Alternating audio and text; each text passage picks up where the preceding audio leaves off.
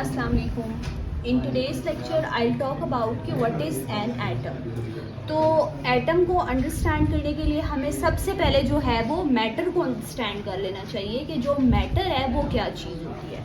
तो बच्चे देखें, आप लोगों ने जो मैटर है उसको एक इजी वे में अंडरस्टैंड करना है कि दुनिया में जो हर चीज़ होती है वो या तो आपके पास सॉलिड फॉर्म में होती है, या फिर आपके पास वो लिक्विड फॉर्म में होती है, या फिर वो आपके पास गैस की फॉर्म में होती है। तो आप देखें, दुनिया की तमाम चीज़ें जो सॉलिड में है, लिक्विड में है, या फिर वो गैस की कंडीशन में प्रेजेंट है हमारे पास, तो ये सारी की सारी चीज़ें हमारे पास क्या कहलाती हैं? मैटर कहलाती हैं। इन शॉर्ट, मैटर कोई भी ऐसा सब्सटेंस होता है जो कि कोई ना कोई स्पेस जो है वो ऑक्यूपाई करता है, और उसका कोई ना कोई क्या होता है? मैस होता है, यानी कि उसका कोई ना कोई हुजम भी होता है। ठीक है, उसके बाद अब जो मैटर है ये आप लोगों ने प्रीवियस क्लासेस में भी आप लोग पढ़ के आए हैं। सॉलिड का आपको पता है, लिक्विड का पता है, गैस का पता है। तो आप देखें कि जब आप सीनियर क्लासेस में आते हैं तो आपके पास मैटर की एक और जो है वो काइंड आ जाती है, उसे हम कहते हैं कि प्लाज्मा। अब जो प्लाज्मा है वो हमारे पास कौन सी स्टेट होती है? तो बच्चे, प्लाज्मा को अंडरस्टैंड करने के लिए आपने सिर्फ एक छोटा सा हिंट अपने माइंड में रखना है कि वो तमाम चीज़ें जिनके अंदर रोशनी होती है, ठीक है, तो वो आपके पास प्लाज्मा कहलाती हैं। आप देखें, इस वक्त रोशनी है आसमान पे, दिन का टाइम है, तो आपको एज सच क्लियर नहीं होगा। जब आप रात के वक्त देखते हैं तो आपको आसमान के ऊपर तकरीबन सितारे, चांद, सूरज, ये तमाम चीज़ें आपको नज़र आती हैं। तो प्लाज्मा को जब भी, यानी कि कोई भी चीज़ जिसको आप ब्रेक कर दें डिफरेंट पार्ट्स में, उसके अंदर से आपको रोशनी निकलेगी नहीं। जैसे कि आप देखें, एक बल्ब है, वो रोशनी दे रहा है आपको, जब आप उसको तोड़ देते हैं तो उसके अंदर से रोशनी आपको नहीं मिलती। तो इस तरह की वो तमाम चीज़ें जो हमें रोशनी दे रही होती हैं वो बेसिकली कौन सी स्टेट में होती हैं? आयंस की स्टेट में होती हैं, आयनिक फॉर्म में होती हैं, और इनको हम क्या कहते हैं कि ये प्लाज्मा की स्टेट में एग्जिस्ट करती हैं। तो होप सो आपको मैटर जो है वो अंडरस्टैंड हो गया होगा।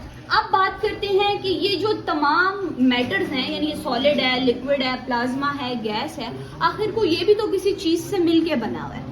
अब ये जिस चीज़ से मिलके बना हुआ है वो हमारे पास होते हैं छोटे छोटे पार्टिकल्स, और इन पार्टिकल्स को हम कहते हैं एटम्स। अब ये बात समझ आ गई है आपको? आप देखें बच्चे, एटम जो होता है उसका दूसरा नाम हम अंडरस्टैंड कर लेते हैं केमिस्ट्री में, एटम को एलिमेंट भी कहा जाता है। अब जैसे कि देखें आप, वाटर का फॉर्मूला बहुत कॉमन आप सब लोगों को आता होगा, H2O।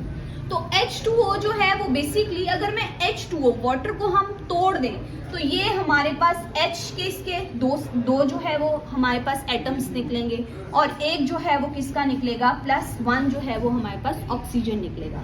तो जो हमारे पास एटम होता है या जो हमारे पास एलिमेंट्स होते हैं, इनको हम फर्दर ब्रेक नहीं कर सकते। अब ये अकेला हो गया है, ठीक है, एक ऑक्सीजन है, या हाइड्रोजन अगर अकेला है, तो अगर मैं इसको ब्रेक करती हूँ तो ये फर्दर तो ब्रेक नहीं हो सकता। ऑक्सीजन है, अगर अकेला है तो फर्दर ब्रेक नहीं हो सकता। तो इस तरह की तमाम चीज़ें जो होती हैं वो आपके पास क्या कहलाती हैं? एलिमेंट्स। अब एटम के अंदर भी बहुत सी चीज़ें होती हैं जिनमें इसका न्यूक्लियस होगा, फिर न्यूक्लियस के अंदर इसके प्रोटॉन्स होंगे, न्यूट्रॉन्स होंगे, एंड देन इसके बाहर जो है वो इलेक्ट्रॉन्स मूव कर रहे होंगे। अब देखें, ये छोटे छोटे एटम्स हैं, ये इनविजिबल होते हैं।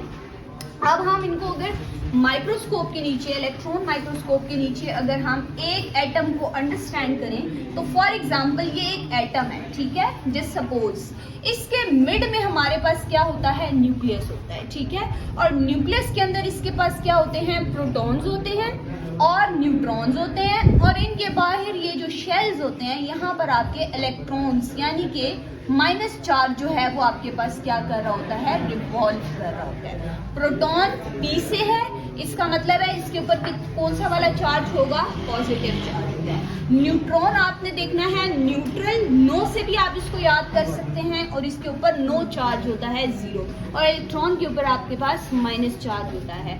अब हम इसको फर्दर अंडरस्टैंड करने के लिए नेक्स्ट वीडियो को जो है वो देखेंगे। Thank you.